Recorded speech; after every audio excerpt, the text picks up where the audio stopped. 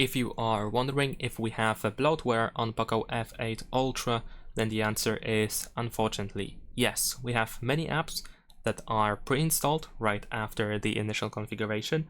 If you open the app drawer, you will find many of them straight away.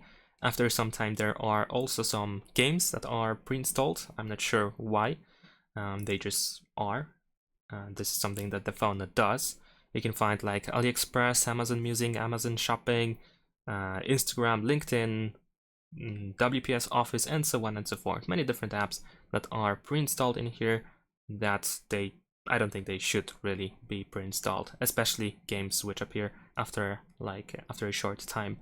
So unfortunately, yes, we do have Bloatware, and yes, most of the time you can actually disable or remove these apps from your phone.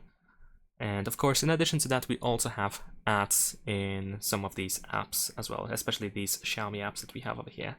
So that's pretty much it. Thanks for watching, leave a like and subscribe.